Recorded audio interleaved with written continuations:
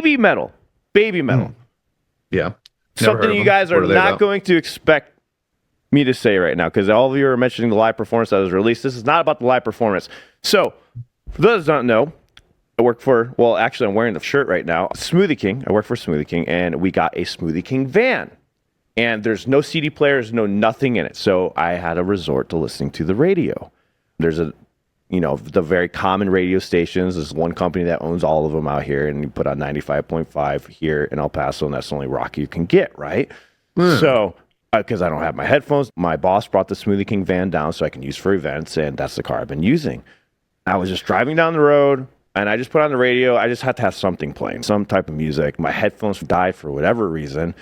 And I'm just sitting there listening, and, sometimes they play the 90s classics, and it was like, just chilling. So anyways, I turned it down because a commercial came on.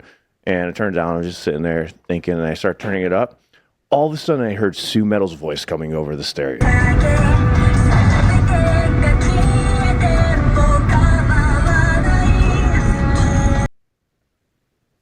I was like, what? What the fuck is going on right now?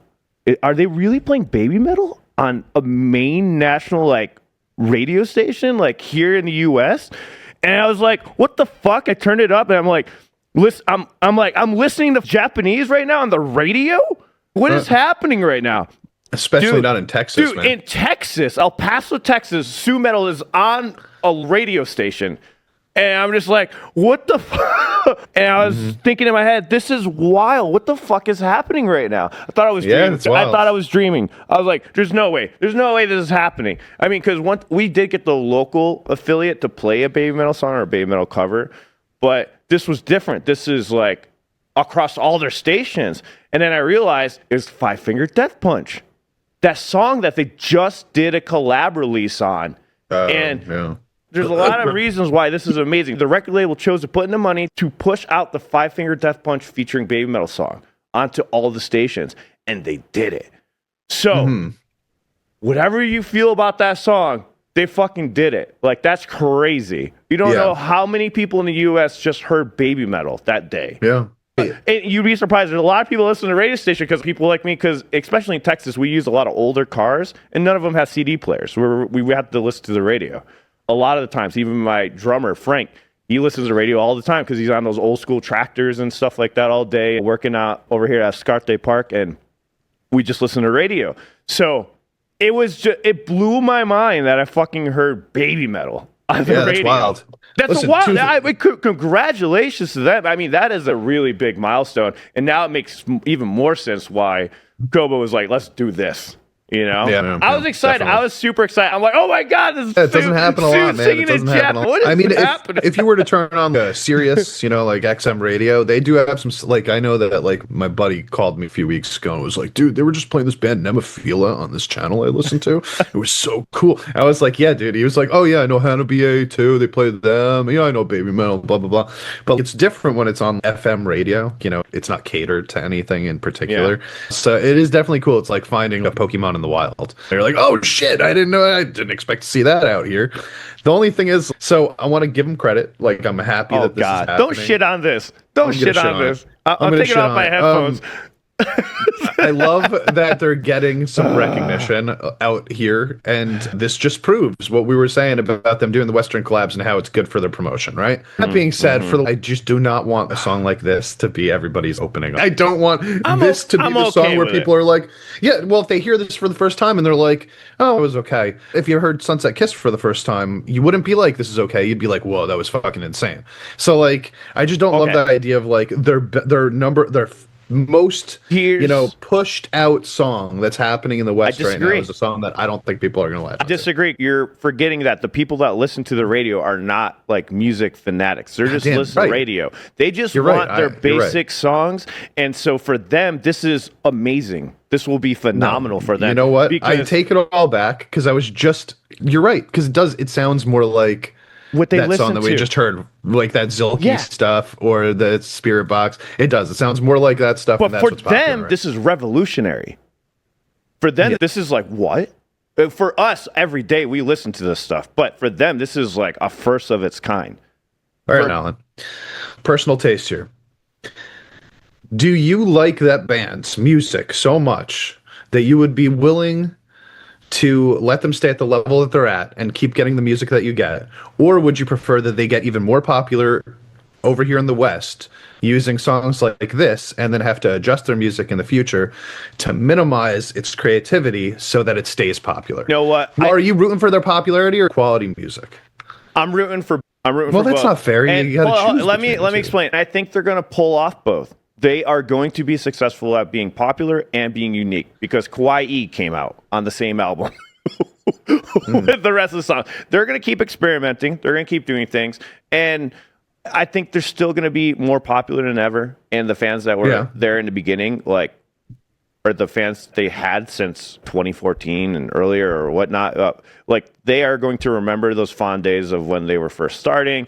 And I love that they're still doing interesting songs to this day. A lot of bands would stop doing unique, interesting songs and they would just go the commercial route. Sugar Ray, great example. Metal band, when they first started off, they got big with Fly and they said, fuck all the metal shit. And they went complete like rock pop. BABYMETAL's not doing that. We still got things like Sunset Kiss. We still have things on that White Flame. We still have those other songs. They still give us ode to what they used to do in the past while doing unique stuff and doing commercial stuff. If they keep that little mix of everything where they satisfy the older fans, satisfy the in the middle fans, you know, and keep pushing boundaries, but also do the commercial stuff, I love it. Yeah. So yes, I agree. I root for the popularity and their uniqueness at the same time. That's why I say both. I get what you're saying. But I think you'd say that about any band. Yeah, to answer your question, I do prefer them to be more unique and do the music thing rather than get more popular. I just hope that they're financially good. So Me they can too. keep I doing think what they want. regardless of if they expand into the West at all, I'm pretty sure that they're set for life already at this point.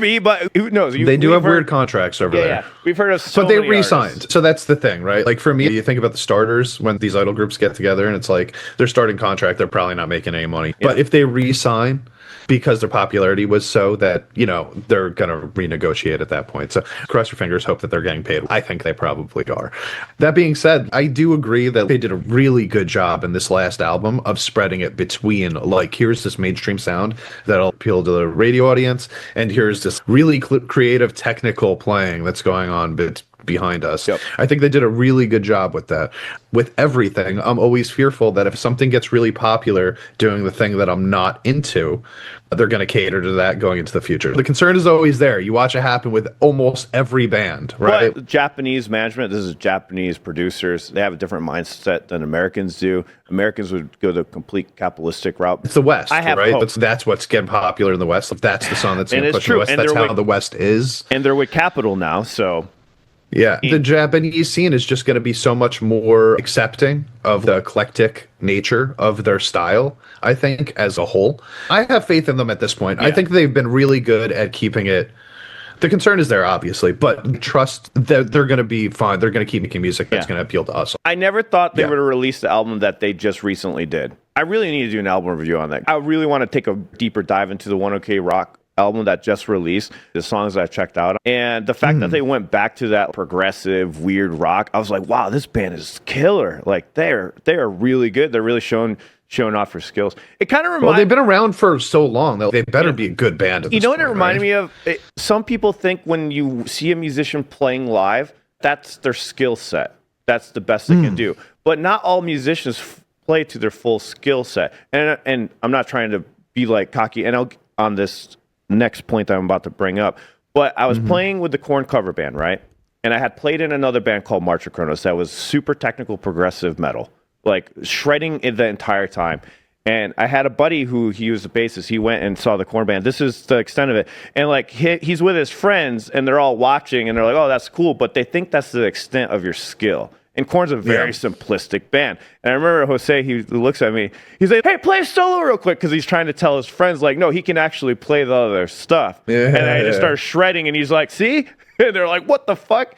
It's crazy how people think about musicians when they see them in the band. It's like Green Day's a great example. Billy Joel can shred on his guitar. Nobody would ever know that because all he does is punk chords. But what's your thought on that? Like, how do you feel about that? For me, I don't want you to just get rid of sounding music and show off, but at the same time, if I can't tell that you're a good instrumentalist or a good musician from the music that you're making because you literally never do anything that shows that, it's hard for me to get into it. Like Green Day, for example, I've heard Billy Joe play. No Green Day song has ever been like really impressive to me. Never thought that. I listened to them since Kerplunk and Smoothed Out Slappy Hours. The guy fucking did solos in his music. Yeah, I was listening to those albums. Dude, I could play those solos, and I am not a very good guitarist. I can play. Are you sure? I'll play you a couple of the songs. They're all blues solos, but they're pretty impressive. Do you guys listen to Baby Metal's radio show? They had members of 1OK Rock on. Baby Metal Tube has every episode translated. I'm up for checking those out.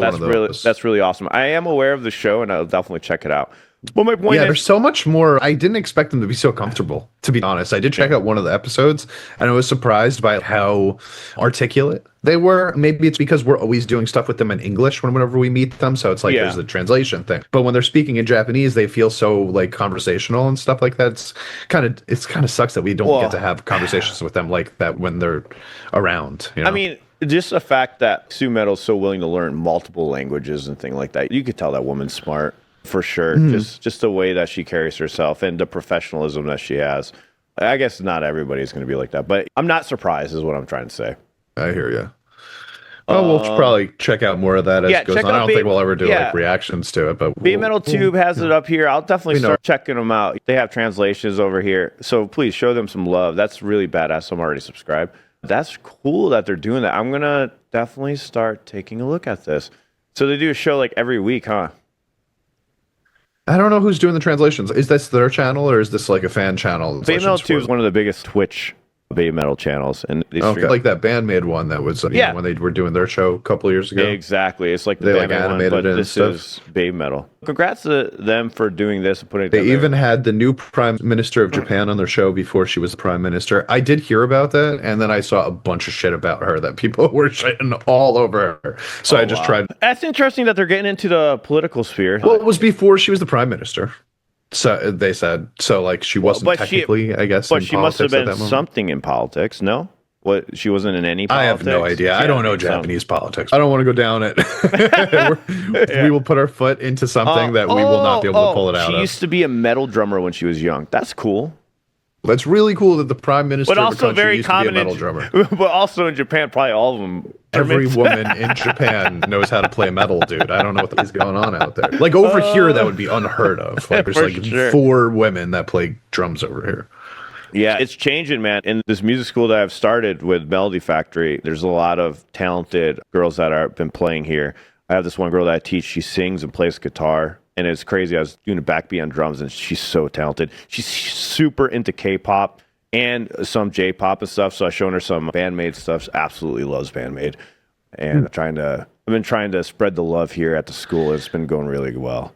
I'm hoping that we're like going to start entering this era of young kids. So they're growing up with everything being digitized, and now they have the AI and all that stuff, right? Everything's changing in the music scene with them and the TikToks and all that stuff, right? I'm hoping that we're going to start entering this era very soon where they're getting these, because they also have discovered older music through TikTok and getting these sounds, right? They hear like 30 seconds of something and use it for a video or whatever. I'm hoping that is actively pushing the younger people into wanting to discover the older stuff and then try the older stuff, which will have a renaissance of bands, like a renaissance of people playing music with instruments because they think it's cool to be outside of the mainstream. That was a clip from our live stream that we do live every Sunday at 9 a.m. Mountain Standard Time. So make sure you join us for the full live stream. Check out the full stream right here where this clip came from. Join our memberships if you want to directly support the channel, because in the future, we're going to have exclusive content for you guys up over there. See